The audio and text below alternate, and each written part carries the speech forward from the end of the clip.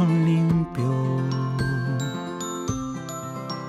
y renueva un espíritu recto dentro de mí. Cree en mí, oh Dios, un corazón limpio y renueva un espíritu recto dentro de mí.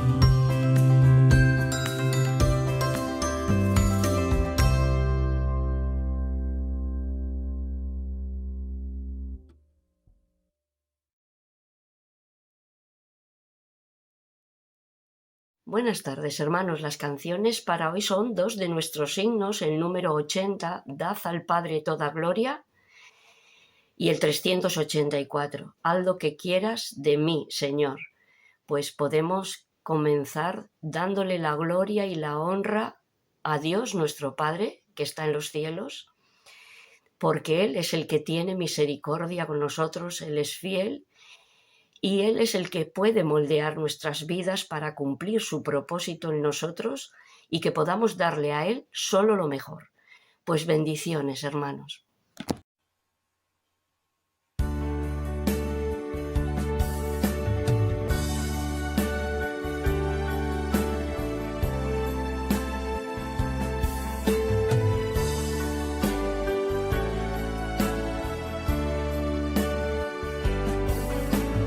Dad al Padre toda gloria,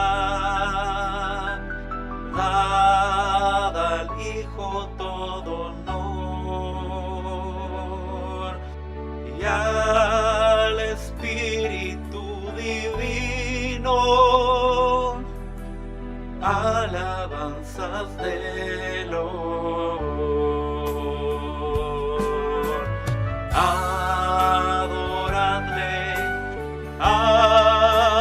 Adoradle, adorad al Salvador, tributadle toda gloria, pueblo suyo por su gran amor. Entonadle un canto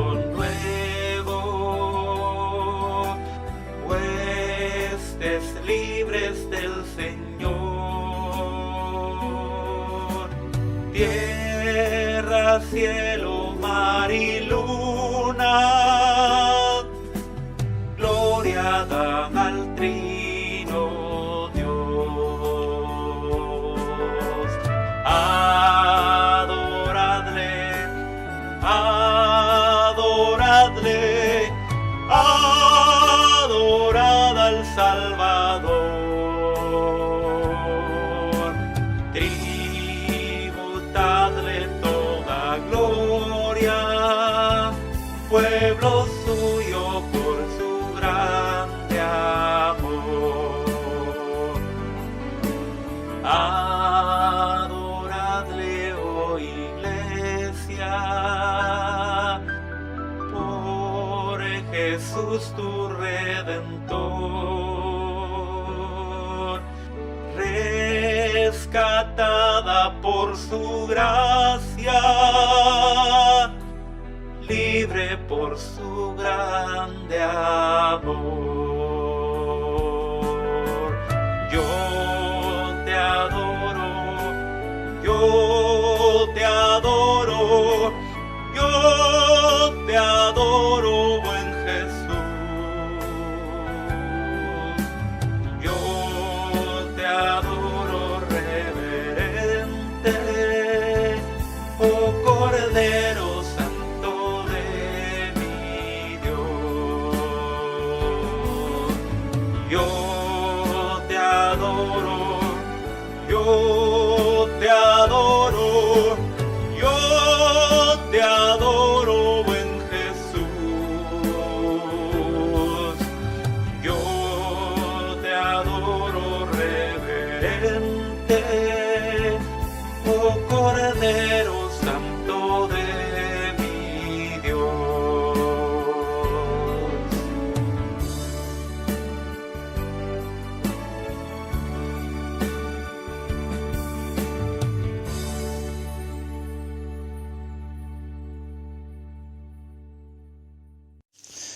Buenas tardes, hermanos. Continuamos con las meditaciones que venimos teniendo todos los jueves antes de la oración y estamos ya con el profeta Malaquías después de haber dejado al profeta Ageo, y recordamos que estos profetas hablaron a aquellos primeros exiliados que vinieron de Babilonia, regresaron a Jerusalén y comenzaron a edificar, muy entusiasmados, muy animados, comenzaron a edificar primero el altar, luego el templo, luego las murallas y a Jerusalén también, ¿no? Empezaron con mucho entusiasmo, con mucho ánimo, con mucha dedicación, pero poco a poco pues fueron perdiendo ese fervor, ¿no? Y ese ánimo que tenían, y finalmente pues llegaron a la situación que nos encontramos ahora, una situación de desánimo, y no sabemos exactamente por qué, pero quizá también porque tanto el profeta Ageo como el profeta Zacarías habían profetizado que había de venir el Mesías, el libertador, ¿no? Y que vemos allí, pues, y eso ya lo vimos en el profeta Ageo, en el capítulo 2 y los versículos 6 y 7, dice que dentro de poco vendría el deseado de las naciones, ¿no? Refiriéndose al Mesías, ¿no? Pero lo cierto es que el tiempo ha pasado, han pasado los días, los meses, los años, y ya hay una distancia entre los profetas Ageo y Zacarías y el profeta Malaquías. Han pasado unos aproximadamente 100 años, ¿no? Y sigue sin llegar todavía ese deseado, ¿no? Ese libertador que ellos esperaban, ¿no? Y lo que pasa es que ellos pues no sabían que para Dios un día es como 1000 años y 1000 años como un día, porque el Señor le dice aquí que de aquí a poco, pero claro, para Dios el tiempo no cuenta como para nosotros, ¿no? Y quizá eso les había llevado a ese desánimo, a esa apatía, a ese abandono del fervor que tuvieron en un principio, ¿no? Y así que nos estamos en un contexto de Malaquías, así entendemos un poco mejor, y esta gente pues habían llegado a había una insensibilidad espiritual, a una práctica o una forma externa de cultos sin una realidad interna, una forma de, por así decirlo, de hipocresía, de fariseísmo, y lo que es peor, pues ellos esta gente pensaba que agradaban a Dios, y no solamente eso, sino que merecían el favor de Dios, ¿no? Ese era el error que ellos habían cometido, ¿no? Yo diría que de alguna forma esto pues equivale un poco a la iglesia de la Odisea que vemos allí en Apocalipsis capítulo 3, ¿no? Que tenían nombre de que eran, pero que no eran, ¿no? Y eso es un poco lo que le pasaba a estas personas en esa situación, ¿no? Bueno, pues también habían llegado al extremo que honraban más los hijos honraban al padre y el siervo a su señor, y respetaban más a los príncipes, al príncipe que había en aquel entonces, que al propio Señor, ¿no? Y eso lo vemos aquí en esta sección que vamos a ver hoy, ¿no? Y las afirmaciones que a través del profeta, ¿no? Dios les enviaba, Dios les decía, ¿no? A la afirmación de lo que el profeta decía de parte de Dios, ellos lo seguían con una alegación, ¿no? Lo negaban, ¿no? En el versículo 2, por ejemplo, dice: yo os he amado.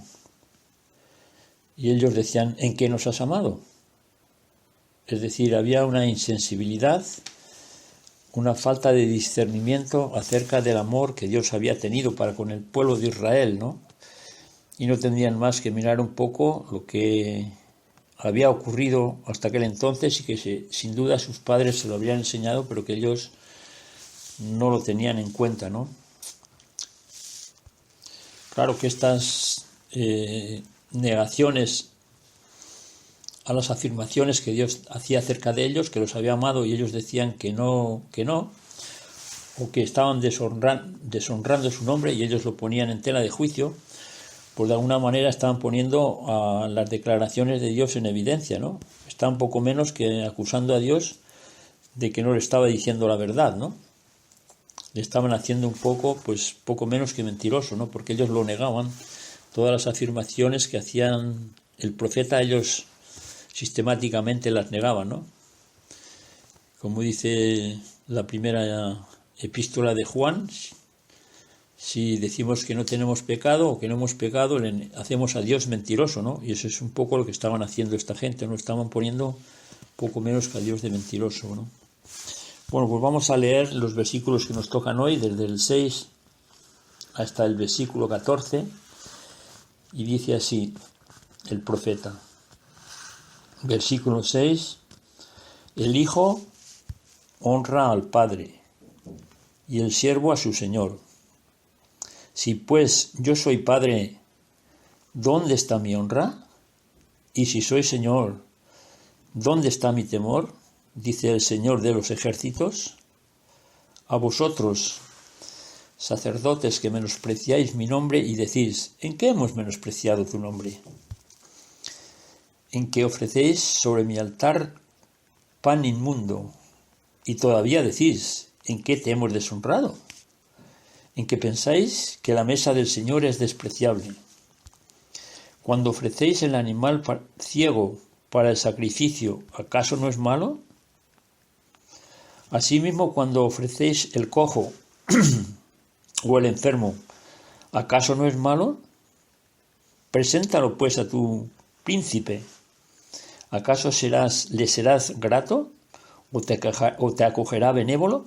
Dice el Señor de los ejércitos. Ahora pues suplicad el favor de Dios para que se apiade de vosotros. Pero ¿cómo podéis agradarle si hacéis estas cosas? Dice el Señor de los ejércitos. ¿Quién hay entre vosotros que cierre las puertas para que no se encienda inútilmente mi altar? Lo que hacéis no me agrada, dice el Señor de los ejércitos, ni aceptaré la ofrenda de vuestras manos. Porque desde donde sale el sol hasta donde se pone, grande es mi nombre entre las naciones, y en todo lugar se ofrece a mi nombre incienso y ofrenda limpia. Grande es mi nombre entre las naciones, dice el Señor de los ejércitos. Pero vosotros lo profanáis cuando decís, inmunda es la mesa del Señor, y cuando decís que su alimento es despreciable. Además, habéis dicho, oh, qué fastidio es esto, y me despreciáis, dice el Señor de los ejércitos, trajisteis lo robado, o cojo, o enfermo, y me lo presentasteis como ofrenda. ¿Aceptaré yo esto de vuestras manos? Dice el Señor.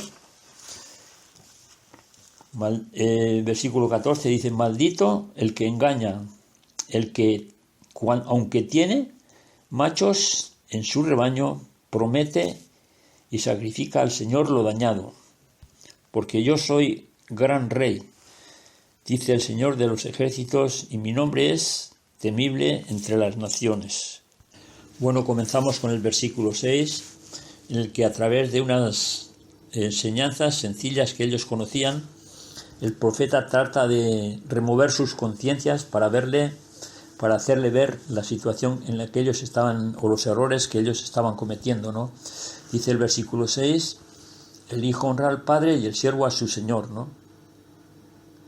Lo de que el Hijo honrar al Padre, pues eso era algo que los israelitas pues lo llevaban ya desde pequeños, lo habían aprendido, el Señor ya se lo había enseñado, formaba parte del decálogo, y debían de el Señor había dicho que debían de respetar a los padres, ¿no? En Éxodo 20:12 es cuando dice: honra a tu padre y a tu madre para que te vaya bien y tus días sean alargados sobre la tierra. El Señor aquí no está en ningún momento está diciendo que lo de honrar al padre esté mal, ¿no? Al contrario, está bien. La gravedad aquí es que estaban honrando a su propio padre y no estaban honrando a su padre, estaban honrando a su padre terrenal y no a su padre celestial, ¿no? Y mirando esto del padre, pues vemos que todos hemos tenido padre, algunos ya no lo tenemos, otros todavía lo tenéis, y llegará el día que ya no lo tendremos, ¿no? Ni aquí ni en el cielo, porque en el cielo ya seremos otra cosa, incluso aunque sean creyentes nuestros padres o hayan sido creyentes, ¿no? Así que son padres que son temporales, ¿no? Y si hemos honrado o ellos honraban a sus padres aquí, padres por un tiempo nada más, cuánto más deberían de honrar a nuestro Padre que está en los cielos, ¿no? El Padre eterno que nos llama la Biblia, ¿no? Que nos dice la palabra de Dios. Pues ese era el error que estaban ellos cometiendo, ¿no? Y me llamaba la atención un versículo que hay en Hebreos, capítulo 12 y versículo 9. Aquí en Hebreos 12:9 también hay un llamado de atención a los hebreos, dice Hebreos 12:9. Por otra parte, tuvimos a nuestros padres terrenales que nos disciplinaban y los venerábamos. ¿No debemos con mucho más razón someternos al Padre de los Espíritus y así vivir? Así que la comparación que les hace aquí pues debería de mover su conciencia, ¿no? Igual con el señor y siervo, ¿no? Dice que el siervo pues respetaba a su señor, ¿no? Y en aquel tiempo por los siervos sabían quién era un señor, ¿no? En aquel tiempo había esclavos y sus señores eran los dueños de ellos y podían hacer con ellos lo que quisieran, ¿no? Y claro que le tenían temor, dice, pues ellos respetaban a su señor y tenían incluso hasta temor, ¿no? A sus dueños, ¿no? Pero si el Señor es Señor por encima de todos los señores, ¿cómo es que ellos no le tenían temor al Señor, ¿no? Y temor, incluso miedo, ¿no? Porque Él es el dueño y Señor y puede disponer de nosotros, de hacer lo que quiera, cuando quiera y como quiera, ¿no? Porque Él es Señor y puede hacer con nosotros lo que quiera. Es un Señor con mayúscula, ¿no?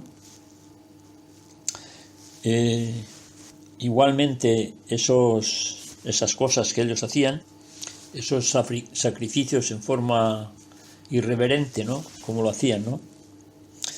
Y sigue diciendo en el versículo, este versículo dice el Señor de los ejércitos, a vosotros, sacerdotes, que menospreciáis mi nombre y decís, ¿en qué hemos menospreciado tu nombre?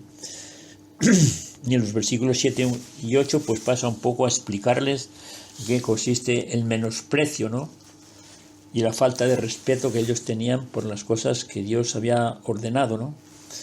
Dice el versículo 7, contestando a esa respuesta de ellos, ¿en qué te hemos menospreciado? Dice el versículo 7, en que ofrecéis sobre mi altar pan inmundo. Y todavía decís, ¿en qué te hemos deshonrado? En que pensáis que la mesa del Señor es despreciable, ¿no? Y luego pasa un poco a decir en qué consistía en esa forma de menosprecio, ¿no?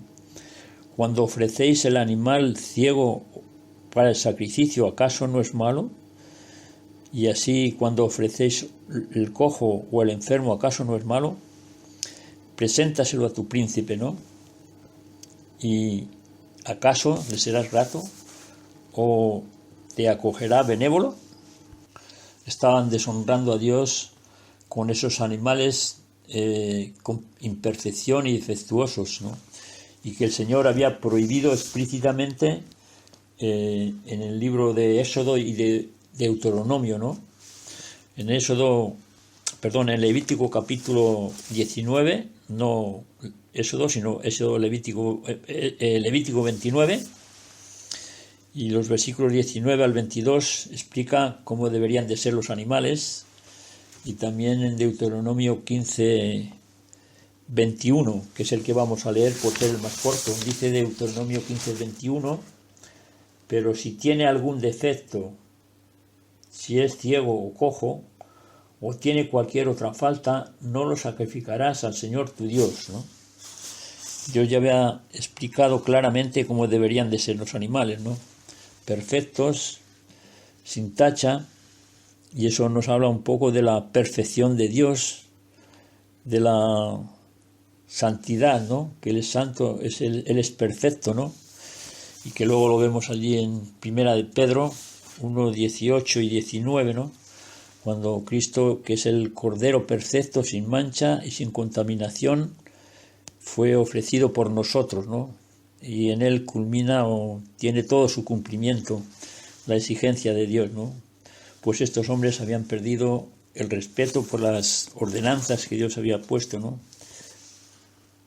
Y lo más grave de todo es que no se percataban, no se daban cuenta de lo que estaban haciendo, o por lo menos, si se daban cuenta, no lo admitían, ¿no?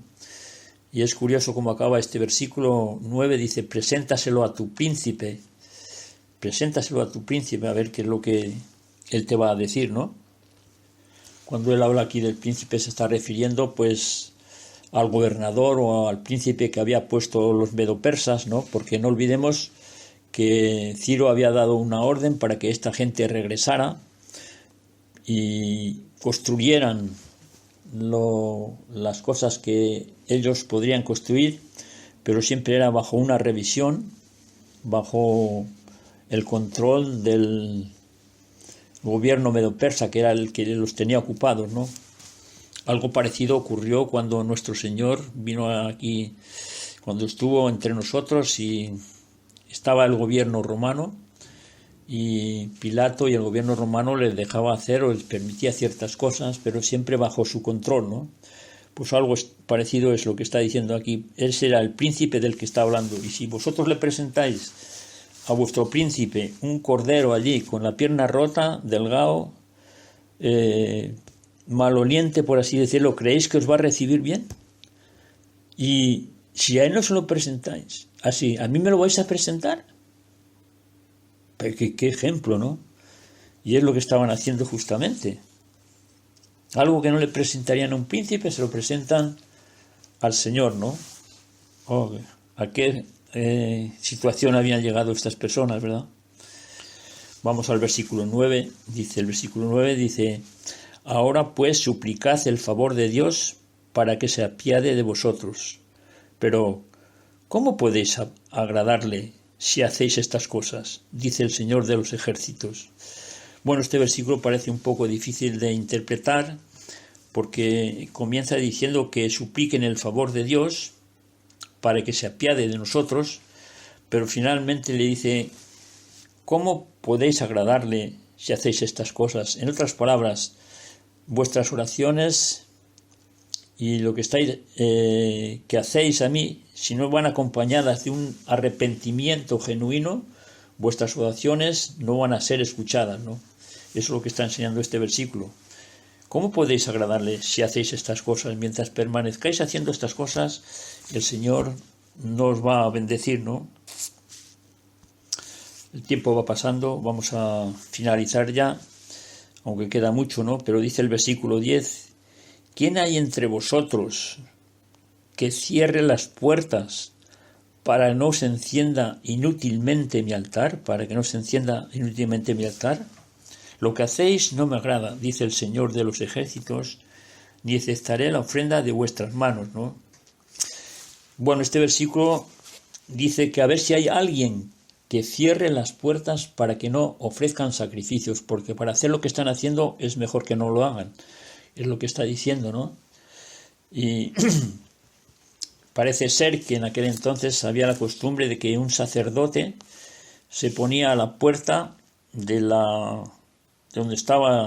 donde ofrecían los sacrificios.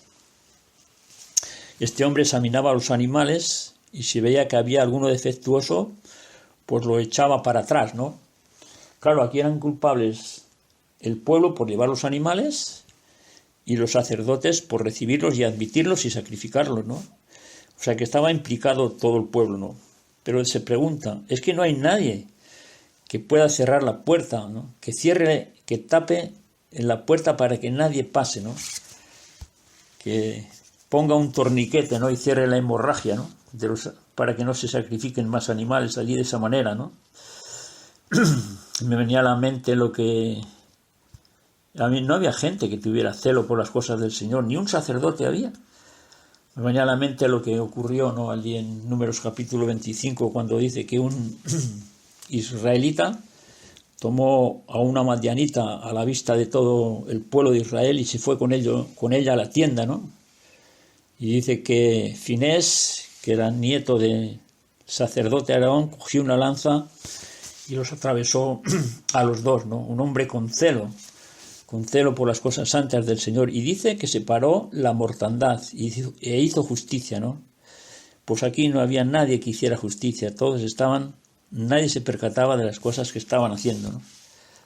El versículo 11 dice, porque desde donde nace el sol hasta donde se pone, es grande mi nombre entre las naciones, y en todo lugar se ofrece a mi nombre incienso y ofrenda limpia. Grande es mi nombre entre las naciones, dice el Señor de los ejércitos. Bueno, este versículo y el versículo 14 son un poco proféticos, porque no es que las religiones que entonces había, que hacían sacrificios y otros tipos de cosas, pues de momento se hubieran convertido al Señor y estaban ya haciendo esas cosas, ¿no? Este versículo tiene más una visión a futuro, ¿no? Que es apuntaría a cuando Cristo viniera, y de alguna forma pues su nombre se daba a conocer entre todas las naciones y él recibiría alabanza y recibiría honra de todas las naciones, ¿no? Porque finalmente pues el evangelio no solamente era para los israelitas o la salvación, sino también era para todo el mundo, y este versículo juntamente con el 14 pues está hablando de eso, ¿no? De que vendría ese día, ¿no? Y ese día pues ya lo tenemos ahora. Nosotros podemos ofrecer alabanzas a Dios y se está haciendo tanto en Australia como en Rusia como en Estados Unidos, ¿no? En todas las naciones, ¿no? De alguna forma eso ya se está llevando a cabo ahora y finalmente pues cuando venga el Señor tendrá todo su cumplimiento, ¿no? Versículo 13 dice, además habéis dicho, ¡ay, qué fastidio es esto! Y me despreciáis, dice el Señor de los ejércitos. Trajisteis lo robado, el cojo, lo enfermo, ¿no? Que eso ya que hemos visto en los versículos anteriores. Los sacerdotes que debían de ser de ejemplo para el pueblo de Israel, que eran los que debían de enseñar la ley y dar ejemplo en honrar y enseñar a honrar a Dios, pues ellos eran finalmente los que estaban dando un mal ejemplo al pueblo, ¿no? Y hay una amonestación aquí muy fuerte para los sacerdotes y que luego va a continuar en el capítulo 2 que veremos después, ¿no? Finalizamos ya con el versículo 14 que dice, maldito el que engaña, el que aunque tiene machos de su rebaño promete y sacrifica al Señor lo dañado. Es decir, no era el problema que no tenían ganado para ofrecer perfecto, ¿no? Así que ofrecían lo peor de lo que tenían, teniendo cosa buena, ofrecían lo peor. Y aquí, hermanos, pues debemos de hacer un alto en el camino, ¿no? Y no dejarle toda la carga a ellos, porque aquí se trata de que ellos tenían y no ofrecían lo que tenían, lo bueno que tenían, ¿no? Y pensaba que cuántas veces o cuántos días, ¿no? Hemos tenido la oportunidad y el tiempo para orar, para estar tiempo con el Señor, meditando su palabra, nutriéndonos de ella, estando en su presencia, adorando al Señor, y finalmente le hemos gastado el tiempo en otras cosas, ¿no? Teniendo el buen tiempo, finalmente le damos lo último del día. Cuando ya nos vamos a acostarnos, decimos, Señor, perdón porque no he pasado el tiempo que debiera de estar contigo, ¿no? Cuando ya estamos cansados, cuando vamos a dormir, pues ya poco podemos hacer, ¿no? Y en ese sentido, pues hacemos un poco como ellos, ¿no? Si podemos hacer esta aplicación, ¿verdad? Le hemos dado, teniendo la oportunidad de darle lo bueno, le hemos dado finalmente poco menos que lo que tenía lo peor del día, ¿no? Lo último del día, ¿no? y Dios se merece lo mejor, dice, porque yo soy el gran rey, dice el Señor. Señor, en esta tarde una vez más confesamos que no hemos evolucionado mucho, Señor. El hombre han cambiado las circunstancias, pero seguimos siendo los mismos, tropezamos en la misma piedra y ciertamente no somos mejores que estas israelitas, oh Señor. Y muchas veces pudiendo darte lo mejor, pues no te hemos dado lo mejor, oh Señor. Perdónanos, oh Señor, y ayúdanos a reflexionar que tenemos un rey, que es un rey grande, oh Señor. Un rey que finalmente él mismo se dio a sí mismo por nosotros. Como dice el himno que cantábamos, o el corito, si todo di por ti, ¿qué has dado tú por mí? Y la verdad es que nos falta mucho todavía, Señor, para llegar a ser como Cristo. Señor, ayúdanos a tomar conciencia de todo lo que hemos recibido y a ser agradecidos contigo. Te lo pedimos en el nombre y por los méritos de tu Hijo Jesucristo. Amén.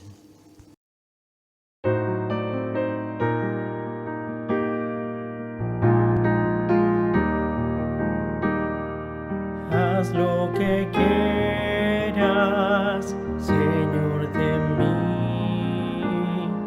Tú eres mi dueño, vivo por ti. Marca la senda que seguiré, tu ley gozoso yo acataré. Haz lo que quieras, Señor, de mí, que tus mandatos quiero seguir. Tú el alfarero, yo el barro soy, dame la forma que quieras hoy. Haz lo que quieras, Señor, de mí. Nada yo valgo lejos de ti. Dame tu gracia para luchar. Dame tu fuerza para triunfar.